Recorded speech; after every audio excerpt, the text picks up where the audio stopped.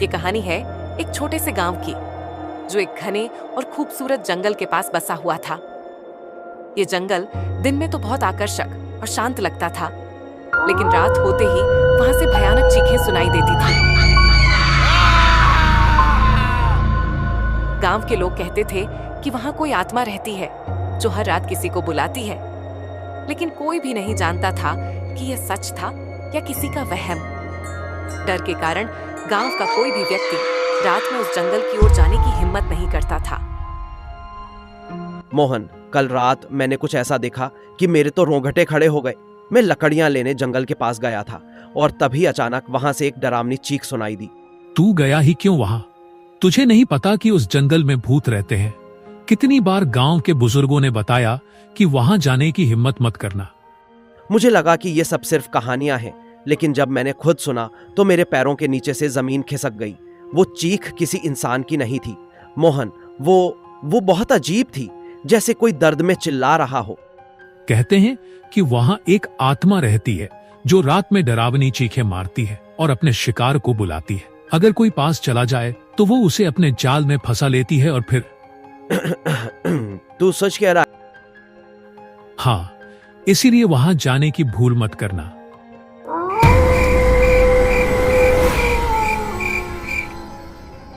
गांव के दो दोस्त अजय और दीपक जंगल के पास खड़े हैं।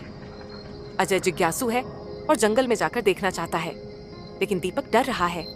दीपक, तूने गांव में सुना? कल फिर से जंगल से चीखें आई। मुझे लगता है हमें जाकर देखना चाहिए कि असल में वहां क्या हो रहा है। नहीं भाई, मैं वहां नहीं जाऊंगा। तुझे होश भी है कि तू क्या कह रहा है? जो भी वहां गया वो वापस नहीं लौटा। अरे, ये सब मनगढ़ंत बातें हैं।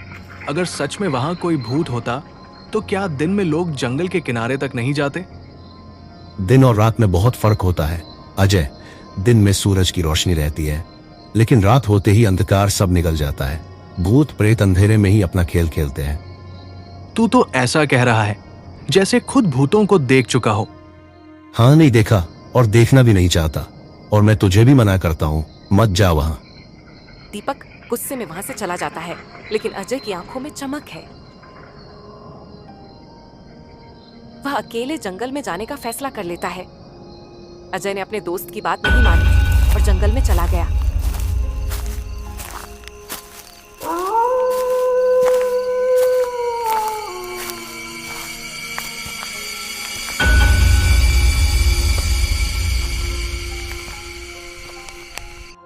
लेकिन अगली सुबह उसकी लाश गांव के बाहर मिली।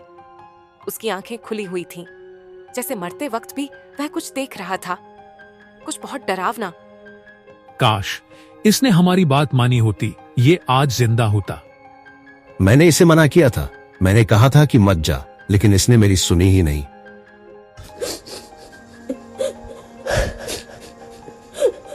अब जंगल का डर और गहरा हो चुका है। कोई भी उसकी तरफ देखने की हिम्मत नहीं करता। गांव में एक व्यापारी रहता था जिसका नाम हरिराम था। उसकी दो बेटियां थीं, सुहानी और परी। वे दोनों फूलों से बेहद प्यार करती थीं।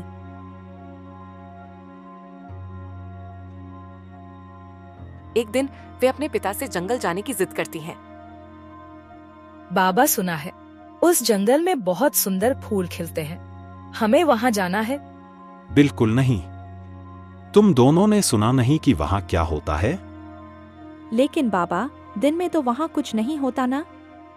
हम जल्दी लौट आएंगे। कोई बहस नहीं। अगर मुझे पता चला कि तुम दोनों वहां गईं, तो तुम्हें सजा मिलेगी। बेटियों की जिद के आगे पिता ने सख्ती दिखाई, लेकिन बच्चों की जिज्ञासा किसी नियम को नहीं मानती। वे बिना पिता को बताए जंगल जाने की योजना बना चुकी थीं।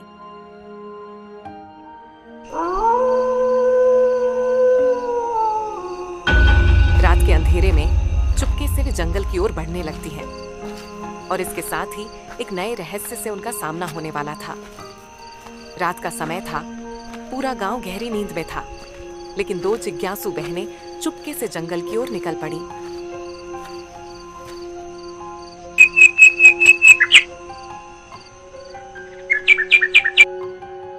अचानक उन्हें एक पेड़ पर चमकते हुए रंग बिरंगे फूल दिखते हैं।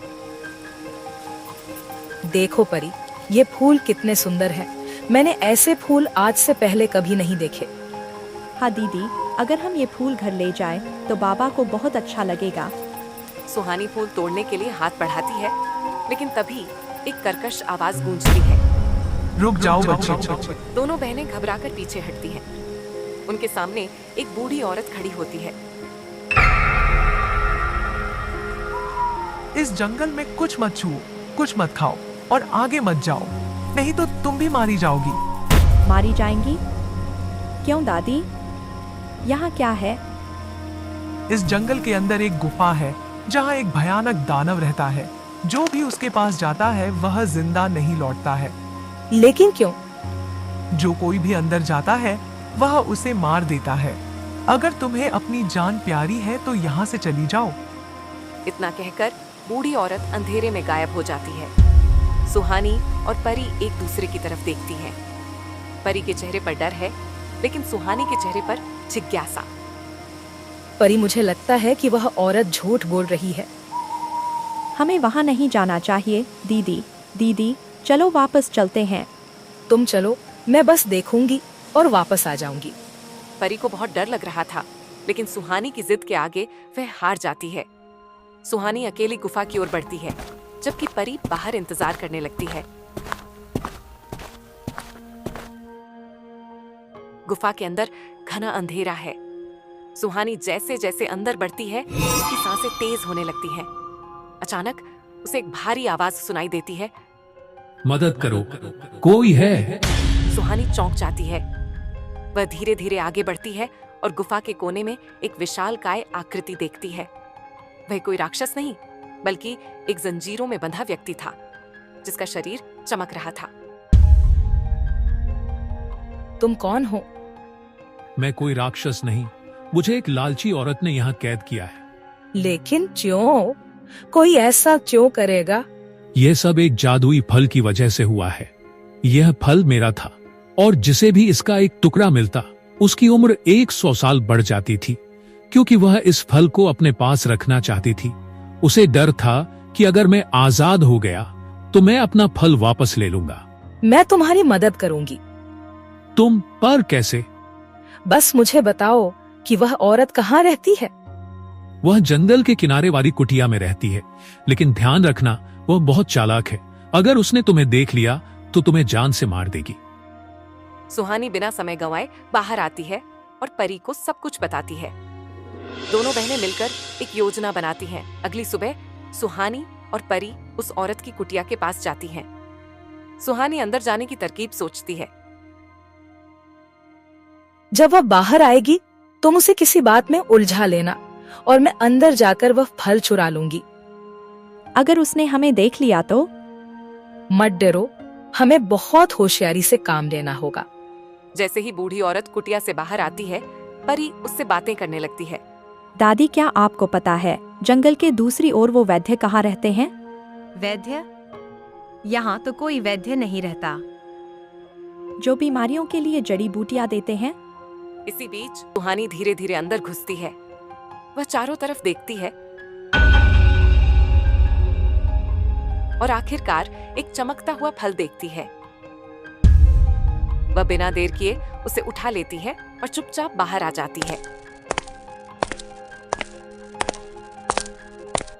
जैसे ही परी को इशारा मिलता है, वह बहाने से वहां से निकल आती है। अच्छा दादी, मुझे अब जाना होगा। बहुत अच्छा लगा आपसे मिलकर। इतनी जल्दी? हाँ, अंधेरा होने वाला है, पिताजी चिंता करेंगे।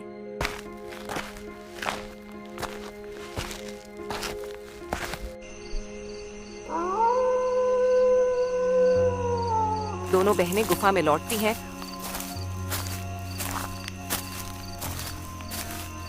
और फल कैदी को देती हैं। वह बहुत खुश हो जाता है। क्या तुम ये फल ले आई? हाँ, हमने इसे तुम्हारे लिए वापस ले लिया। तुम दोनों बहादुर और दयालु हो। तुमने न सिर्फ मुझे आजाद किया, बल्कि इस जंगल को भी उस जादूगरनी के जादू से मुक्त कर दिया। ये हमारा कर्तव्य था। हमें खुशी है कि हम तुम्हारी मदद कर सके। वह बहुत खुश हो जाता है। वह एक रोशनी में बदलकर गुफा से गायब हो जाता है।